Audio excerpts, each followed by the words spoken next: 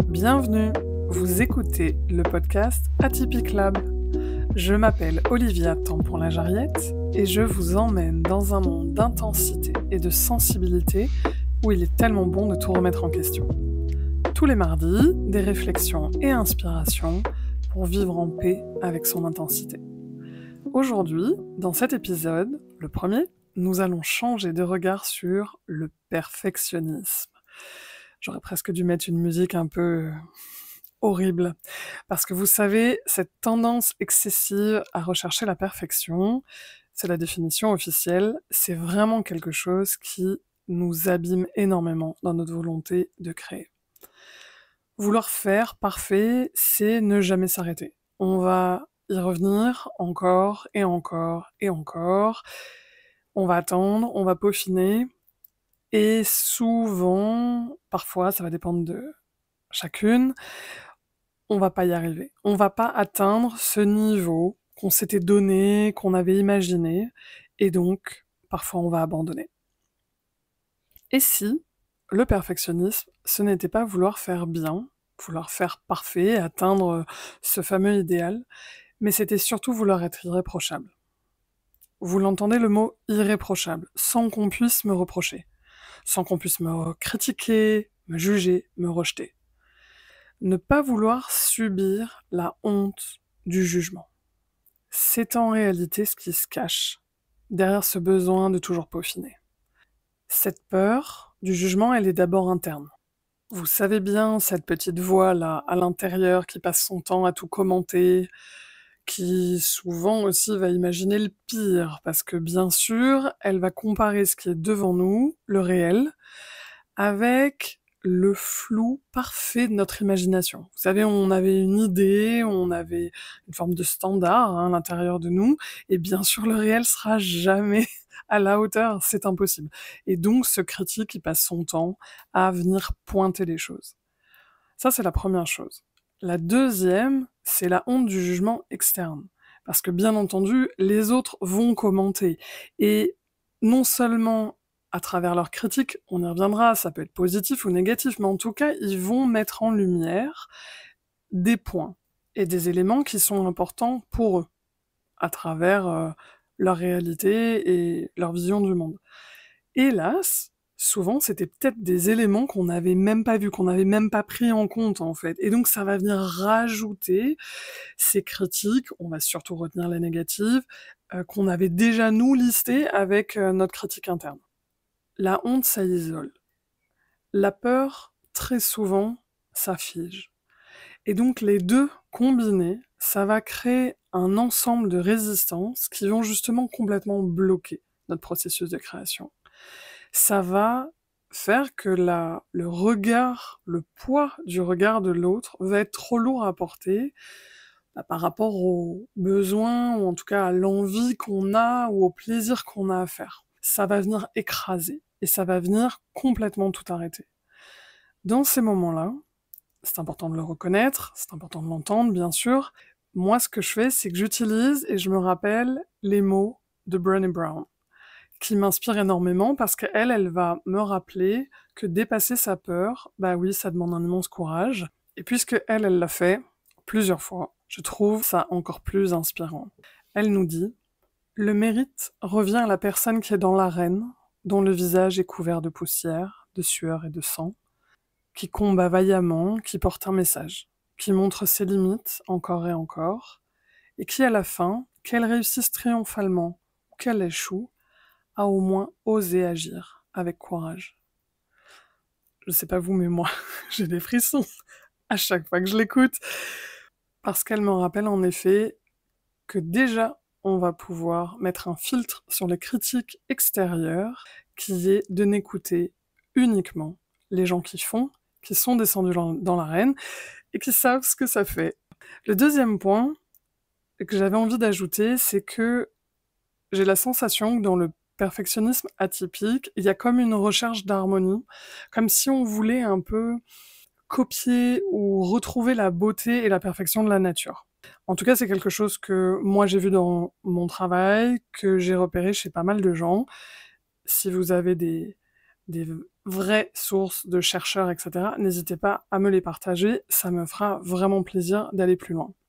Parce que prenez le temps, regardez une fleur, regardez la beauté de cette réalité qui est devant nous, voire même de percevoir la beauté d'un écosystème complet, hein, du champignon à l'arbre. Enfin, il y a quelque chose qui, bien sûr, nous dépasse. On ne sait absolument pas comment c'est arrivé à ce niveau de perfection. Et j'ai la sensation que pour certaines personnes, cette recherche de perfectionnisme, elle vient de cette capacité à voir cette beauté partout. Et en voyant cette beauté, on va chercher à la recréer. Alors, pour certaines personnes, c'est dans le détail. C'est comme si une faute d'orthographe, un point qui manque, un espace en trop, un tout petit déséquilibre de quelque chose, ça allait comme abîmer la globalité. Comme si on avait arraché les pétales à une fleur. Pour d'autres, c'est plus mon cas, c'est plutôt dans l'harmonie globale. C'est comme s'il y avait un genre de manque ou un trop qui était un peu indéfinissable mais qui perturbe l'ensemble. On va souvent le retrouver quand on va travailler avec des graphistes qui vont avoir des mots justement pour nous expliquer « Ah mais oui, en fait, il manque ça, il y a trop de ci, il y a trop de ça, etc. » Chercher à recréer cette beauté, presque envie de dire cette évidence, ça peut prendre des années, voire parfois c'est carrément impossible. Parce qu'en fait, on ne peut pas rivaliser avec la nature. Ou avec Dieu, vous l'appelez comme vous voulez. Donc, pour moi, la voie de sortie, c'est de se dire qu'on va continuer, qu'on va progresser, et surtout qu'on va chercher notre angle à nous. On va chercher notre voie. Trouver les éléments, les critères, les moyens qui vont faire que, pour moi, c'est parfait. Pour moi, je me rapproche de, et donc on va pouvoir choisir quelque part la fleur qu'on a envie de représenter. Et ça, c'est la voie de l'excellence. On va commencer à la sentir sous nos pieds et ça va avoir un goût très très très différent quand on va le vivre que la voie du perfectionnisme. Bien sûr, ça va prendre des kilomètres et des kilomètres, des heures et des heures au compteur, mais on va finir par trouver et transformer cette recherche de beauté dans simplement un regard sur le monde.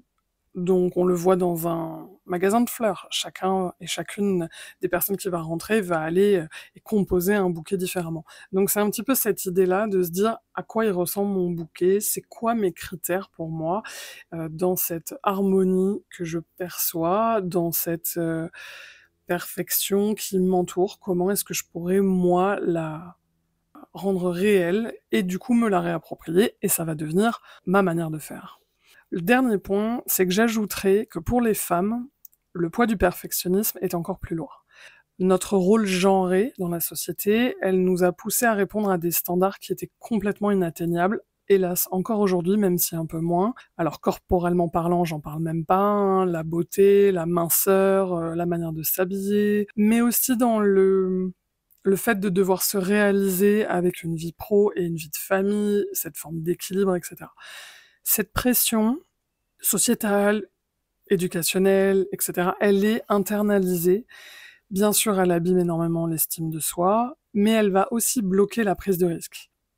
Pourquoi ? Parce que on le voit, et heureusement, ça commence à être dénoncé, même par des personnes qui sont connues, à quel point dans les médias, il y a cette constante comparaison complètement fausse.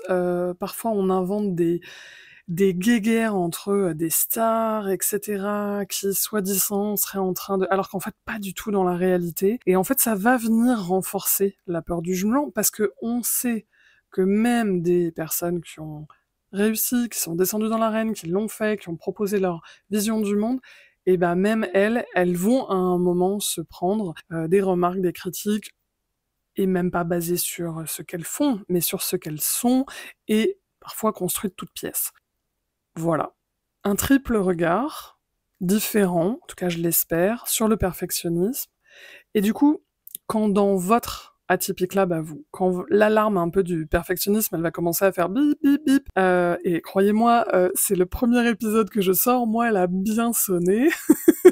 En fait, il est essentiel de se rappeler que c'est une stratégie d'évitement de la honte, une stratégie d'évitement du jugement et un besoin de contrôler le côté désagréable de la non-harmonie que l'on capte autour de soi. Une fois qu'on a appréhendé ça, le perfectionnisme, on va comprendre que c'est un écosystème qui est hyper complexe et je vous propose quelques pistes pour pouvoir le transformer en écosystème. Donc, vous l'avez compris, moi je propose la voie de l'excellence. J'en reparlerai dans d'autres épisodes.